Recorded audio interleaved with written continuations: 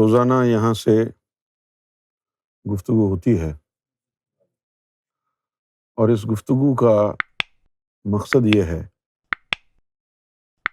کہ مختلف مذاہب میں اپنے اپنے مذہب کے مطابق جو لوگ رب کو تلاش کر رہے ہیں ان کو رب کی طرف نیویگیٹ کیا جائے۔ ہم کیوں کر رہے ہیں؟ اس لیے کہ کسی بھی مذہب میں نیویگیشن کا نظام اب خراب ہو گیا ہے۔ جو سیدھا راستہ رب تک جا رہا ہے تو اس سیدھے راستے کی طرف جو ہے یہ نیویگیشن کسی بھی دین میں نہیں ہو رہی۔ سرکار نے فرمایا کہ یہ جو مذاہب ہیں یہ ایک بوٹ کی مانند ہیں۔ یہ جو مذاہب ہیں ایک کشتی کی مانند، بوٹ کی مانند ہیں، اور جو ان کشتیوں کو چلانے والے ملاح وہ نیویگیٹ کر رہے ہیں۔ دونوں میں سے اگر کوئی بھی خراب ہو جائے تو منزل تک پہنچنا ناممکن ہے۔ آج کرسچینٹی کا بھی یہی حال ہے، جوڈائزم کا بھی یہی حال ہے، اور اسلام کا بھی یہی حال ہے۔ لوگ مذہب کی رسم اور رواج میں لگے ہوئے ہیں، لیکن رب سے تعلق کیسے جڑتا ہے اس کا کوئی ادراک نہیں لوگوں کو۔ اور مولوی یا تو لوگوں کو اس میں الجھاتے رہتے ہیں کہ تیرا فرقہ درست ہے اس کا خراب ہے، تو سچا مسلمان ہے وہ مشرک مسلمان ہے، یا پھر ختم نبوت کے نعرے لگاتے رہتے ہیں، اور کوئی کام نہیں ہے۔ حضور پاک صلی اللہ علیہ وسلم کو 3 اقسام کا علم حاصل ہوا،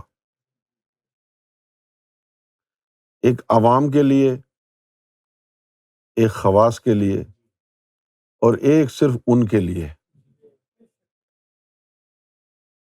اب یہ جو ظاہری علم ہے یہ عوام کے لیے ہے،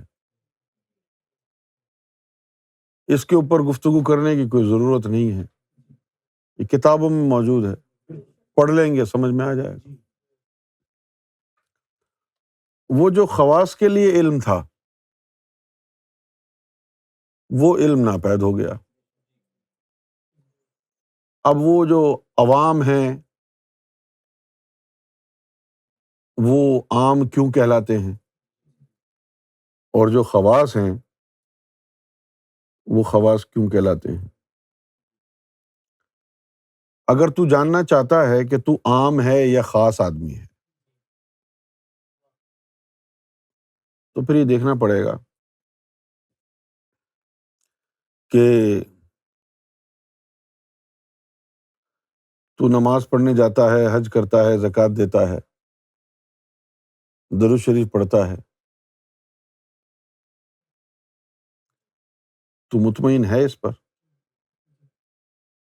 ماں باپ کی خدمت کرتا ہے، نماز بھی پڑھتا ہے، قرآن شریف بھی پڑھتا ہے، نعتیں بھی پڑھتا ہے، حج بھی کر لیا ہے تو نے، زکوٰۃ بھی باقاعدہ دیتا ہے، تو مطمئن ہے؟ اگر تو مطمئن ہے تو عام آدمی ہے۔ اور یہ سب کچھ کرنے کے باوجود بھی اندر خالی محسوس ہوتا ہے، کیف و سرور غائب ہے، رب نظر نہیں آتا، دل کو چین نہیں ملتا، دل میں سکون نہیں ہے، تو اس کا مطلب ہے کہ تو جو ہے کسی خاص علم کا متلاشی ہے۔ جب جسم میں کسی مسلز پر انفلیمیشن ہو جاتی ہے،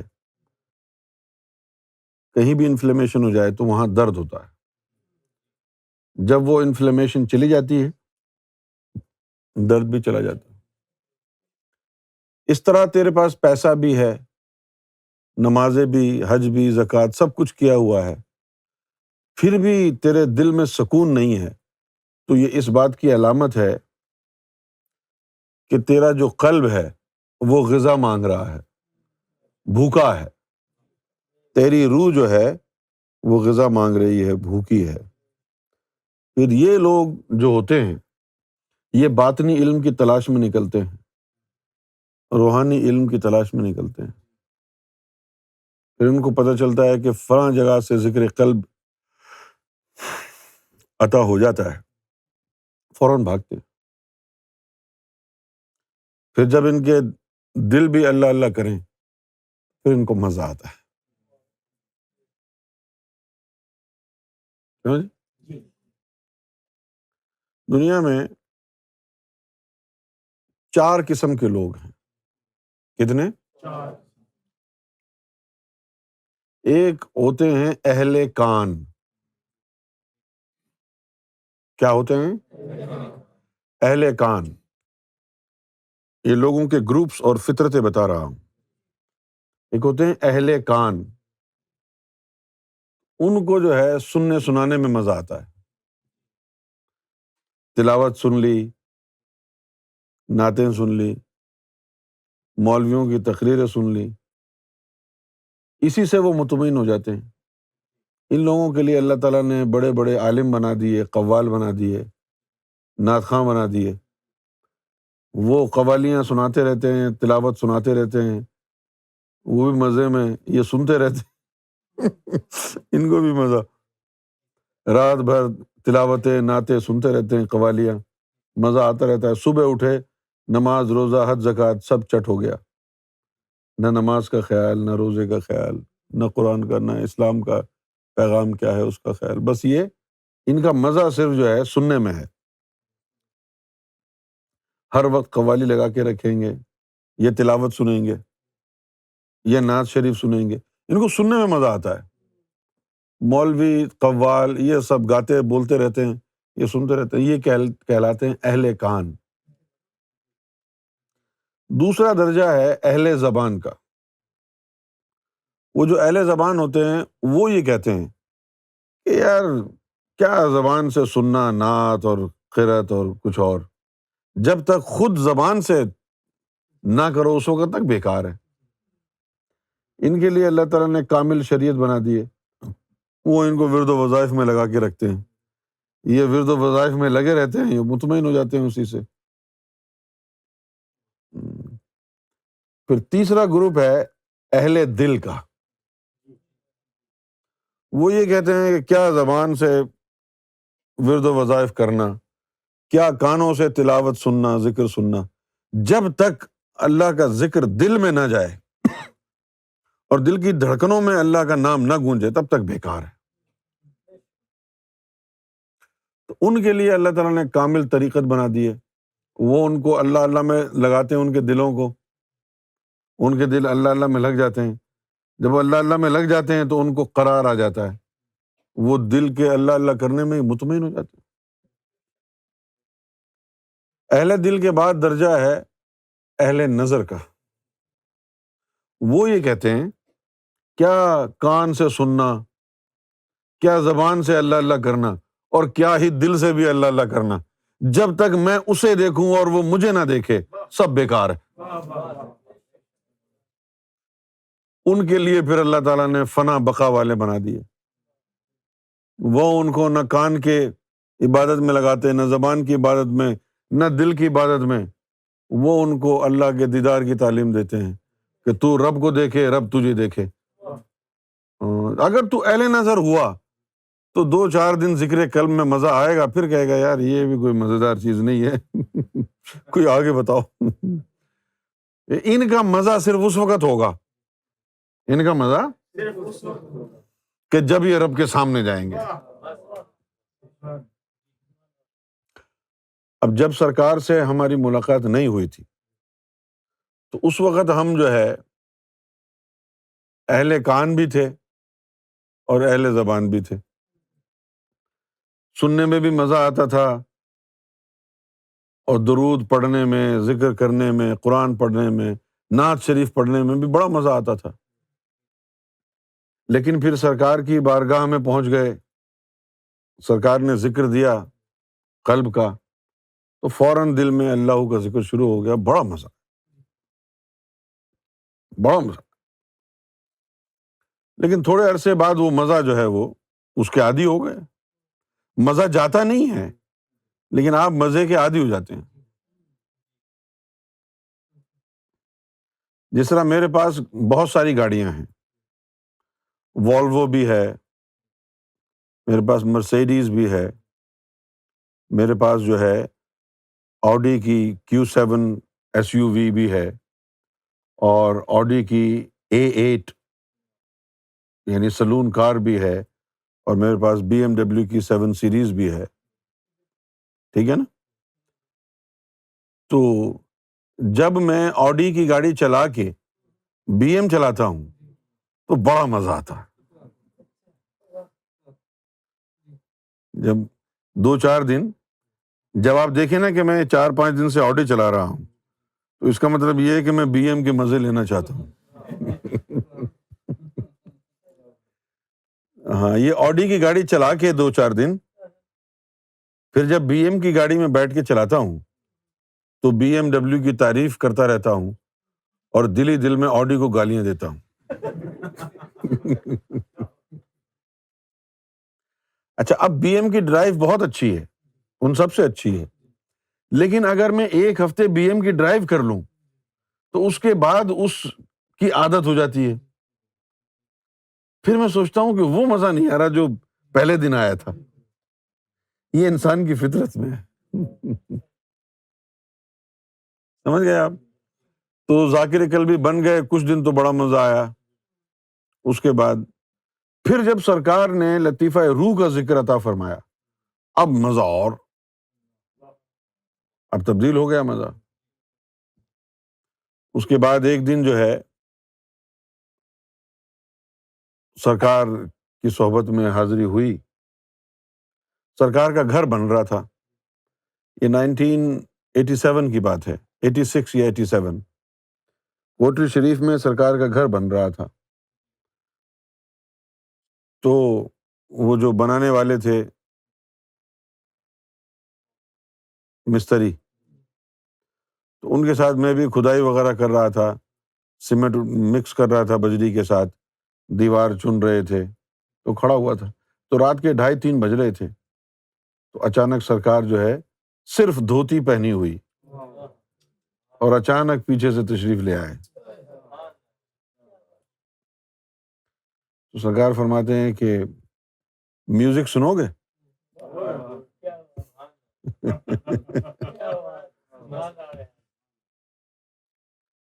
تو میں نے عرض کیا جی سرکار ضرور۔ فرمایا اچھا سنو۔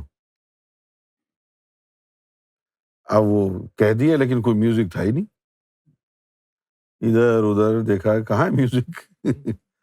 فرمایا نہیں، اپنے سینے پہ غور کرو۔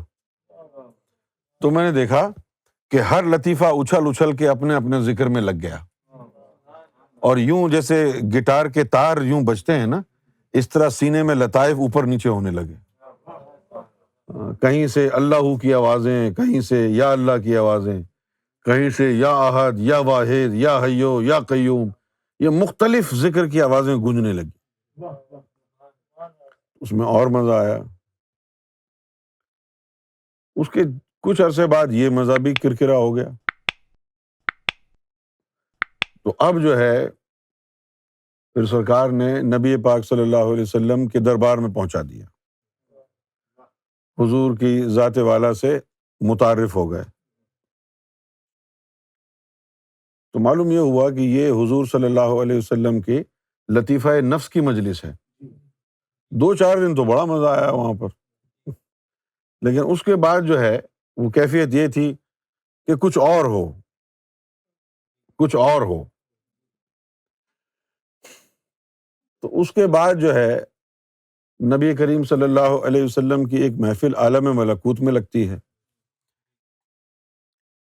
جس کے بارے میں مولانا روم نہیں، امیر خسرو نے کہا ہے، نمی دانم چ منزل بود شب جائے کہ من بودم، بہر سو رقص بسمل بود شب جائے کہ من بودم، خدا خود میر مجلس بود اندر لامکاں خسرو، محمد شم محفل بود شب جائے کہ من بودم۔ تو وہاں جو حضور کے جلوے دیکھے تو وہ والہانہ کیفیت کا شکار تھے۔ چند عرصہ وہاں پر بھی مزہ آیا، کچھ عرصہ، اس کے بعد وہاں پر بھی کیف و سرور کی عادت ہو گئی۔ تو اس کے بعد جو ہے پھر ایک بہت بڑا یعنی وقت آیا، بہت عظیم وقت آیا، اور پھر نبی کریم صلی اللہ علیہ وآلہ وسلم کی روح مبارکہ کا دیدار ہوا۔ حقیقت محمدی عالم احدیت کے سامنے حضور نبی پاک صلی اللہ علیہ وسلم کی روح مبارک کا دیدار ہوا۔ تو وہاں عرصہ جو ہے وہ کافی لگ گیا، یعنی روزانہ کوئی نہ کوئی دوسرا ہی جلوہ، روزانہ کوئی نئی ادا، روزانہ کوئی نئی تعلیم، اور فرمایا کہ پیچھے مڑ کے نہیں دیکھنا کہ حدیثوں میں کیا لکھا ہے، یہ نہیں دیکھنا۔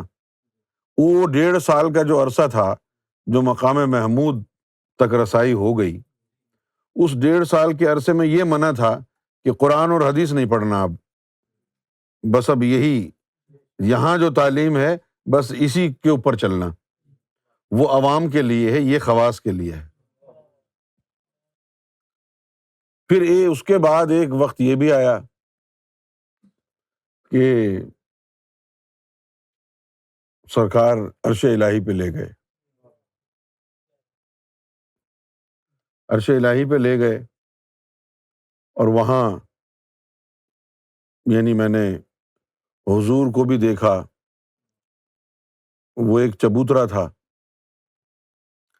وہاں پر میں نے حضور کو بھی دیکھا، وہاں پر غوث اعظم رضی اللہ تعالی عنہ کو بھی دیکھا، وہاں بی بی فاطمہ کا بھی دیدار ہوا، وہاں سلطان حق باہو حسن بصری کا بھی دیدار، حسن بصری کا بھی دیدار ہوا۔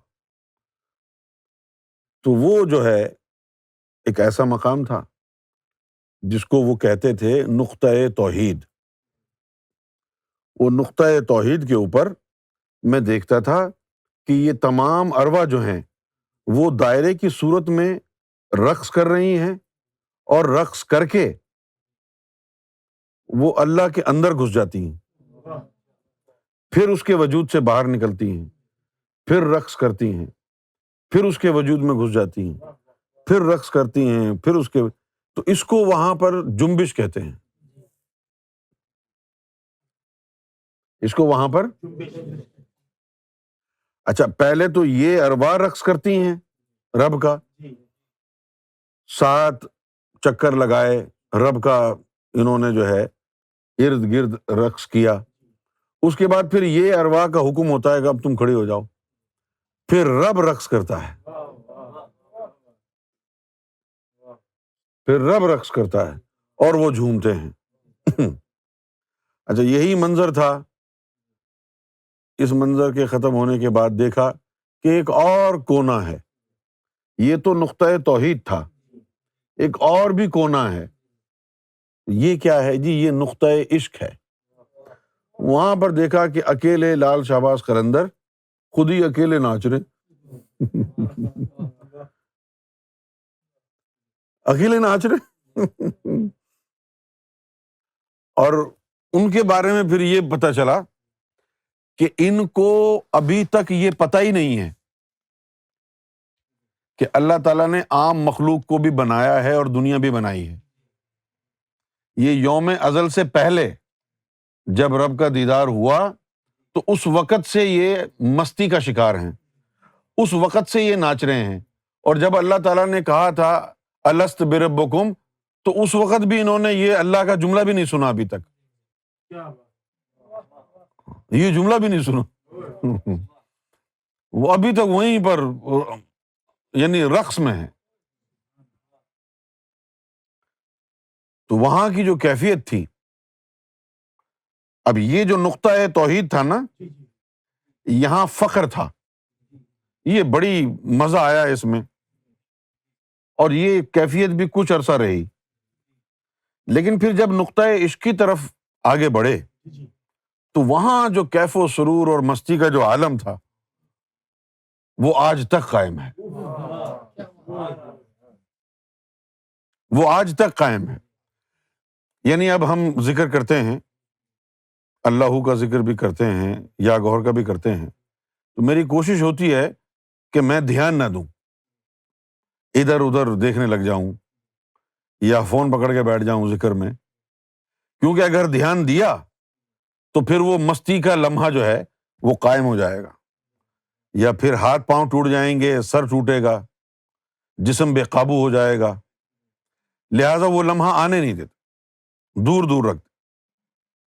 اب وہ جو لمحہ تھا وہ ایک عرصے سے رہا، ابھی بھی ہے، لیکن اب اس مستی کی عادت ہو گئی.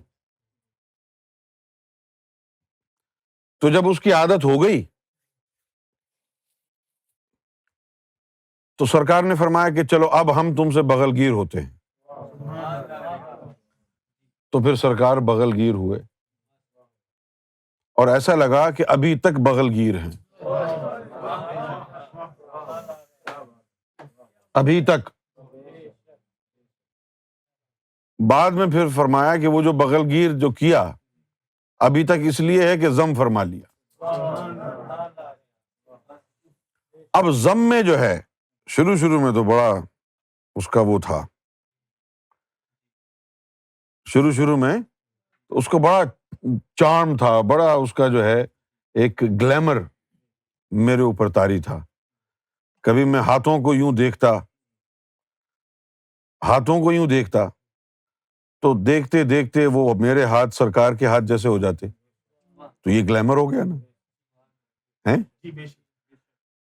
پھر اپنے اگر میں یہاں ناک پہ ہاتھ لگاتا تو دیکھتے دیکھتے مجھے نظر آتا کہ یہ تو سرکار کی ناک ہو گئی ہے.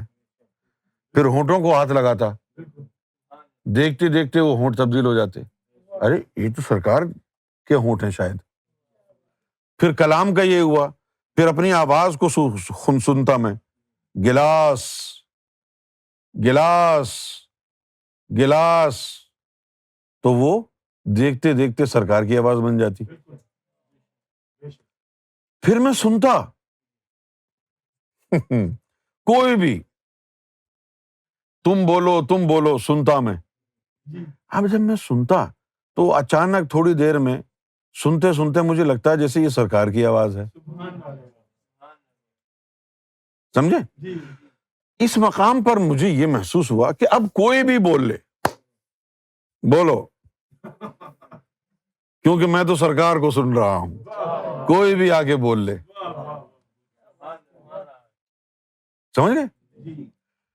اب ایک دن مجھے یاد آیا، دل چاہا کہ بھئی سرکار پانی پلاتے، سرکار پانی منگاتے تو میں سرکار کو پانی لے کے جاتا ہیں. اب یہ کیا کروں؟ ایک دن خود ہی میں نے اپنے اوپر یعنی یہ از راہ محبت یہ کیا کہ جیسے سرکار نے مجھے آواز دی ہے یونس پانی لے کے آؤ، میں نے خود ہی گلاس پانی کا بھرا اور خود ہی تصور کیا کہ دوسرے کمرے میں بیٹھے ہیں سرکار، اور خود ہی بڑے ادب کے ساتھ پانی کا گلاس ہاتھ میں پکڑے دوسرے کمرے میں گیا آنکھیں بند کر کے. یعنی میں تو تصور کر رہا ہوں نا کہ جیسے سرکار یہاں پر بیٹھے ہیں. اب میں جا کے کھڑا ہو گیا تو آواز آئی کہ آنکھیں بند کر کے کھڑے رہو گے، دو پانی. تو میں نے دیکھا سرکار بیٹھے ہیں صوفے پہ. اب یہ تو عشق کے طلسمات ہیں، سمجھ گئے؟ اس کے بعد کیا ہوا کہ جب میرا جی چاہتا کہ میں نے سرکار کے قدموں میں یعنی بوسہ کرنا ہے. کوئی بھی کھڑا ہو میں لوگوں کے پاؤں میں گر جاتا میں لوگوں کے پاؤں میں گر جاتا. اور جب میں لوگوں کے پاؤں میں گرتا تو وہ لوگ نہیں ہوتے تھے وہاں پہ، کھڑے ہوتے تھے، لیکن اس سے پہلے کہ میں لوگوں کے پاؤں پر اپنا سر رکھوں وہاں سرکار تشریف لے آتے. اب یہ جو ضم والی جو کہانی ہوئی اس کے بعد جو ہے وہ بڑا مزہ آیا، لیکن آہستہ آہستہ اس کی بھی یعنی عادت ہو گئی. پھر اس کے بعد جو ہے ایک اور ضم فرمایا، ایک پرت ضم کی ہو گئی، اب اس کے بعد ایک اور پرت ضم کی آئی. یعنی سرکار نے پہلے درجے میں 7 دفعہ ضم فرمایا. پہلے درجے میں 7 دفعہ ضم فرمایا. ان میں سے 5 دفعہ جو ضم ہوا وہ 5 سینسز کو ٹرانسفارم کرنے کے لیے کہ اب یہ کسی کو چھوئے تو اس کو لگے سرکار نے چھوا ہے، اب کوئی اسے چھوئے تو اسے لگے سرکار نے چھوا ہے. تو وہ جو 5 سینسز تھے تو 5 ضم تو اس 5 سینسز کے لیے تھے، ایک ضم نفس کے لیے تھا کہ اگر سرکار پپیتا کھائیں تو سرکار کو کتنا مزہ آئے گا. اب ضم ہونے کے بعد تو اگر پپیتا کھائے گا تو وہی مزہ تجھے بھی آئے گا. یہ بڑی خطرناک تعلیم ہے نا. اچھا، ایک تو ہو گیا وہ لطیفہ نفس کے لیے ضم، دوسرا بصیرت کے لیے ضم کہ اب کوئی بھی یہاں پر نہیں ہے، درخت ہیں، جنگل بیابان ہے، میں دیکھ رہا ہوں، مجھے یہ نظارہ اچھا لگ رہا ہے، لیکن اگر سرکار اس کو دیکھ رہے ہوتے تو سرکار کو کیسا لگتا. اب یہ سرکار کی بصیرت آ گئی،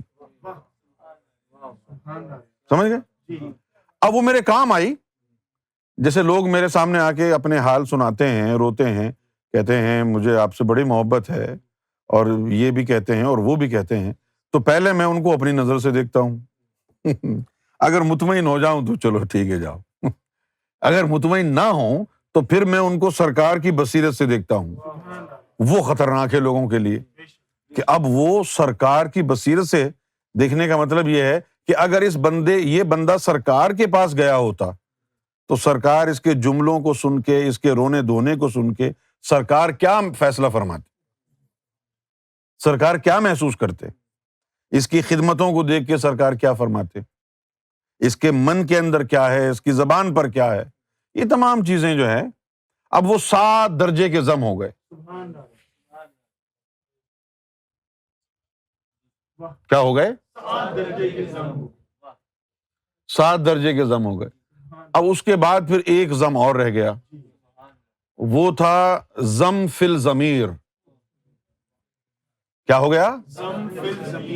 ہاں، وہ اس میں یہ ہے کہ اس ضم کے بعد وہ جو باطنی طور پر حلیہ ہوتا ہے وہ بھی چینج ہو جاتا ہے.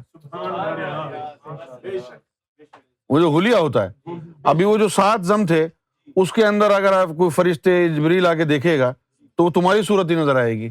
لیکن ضم فی الضمیر ہو گیا تو وہ ہمزاد بھی تبدیل ہو گیا، یعنی حلیہ بھی ویسے ہی ہو جائے گا جس نے ضم کیا ہے، ویسے ہی ہو جائے گا. پھر جو قلب کا ضم ہوا اس کے اندر تعلیم منعکس ہو جاتی ہے، تعلیم منعکس ہو جاتی ہے.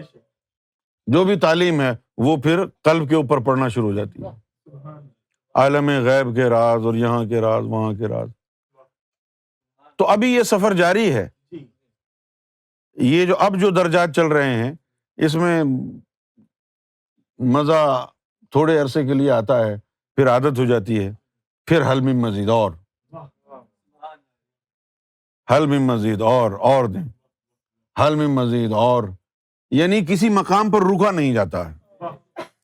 اور یہ ساری تعلیم میں لوگوں کو دینا چاہتا ہوں.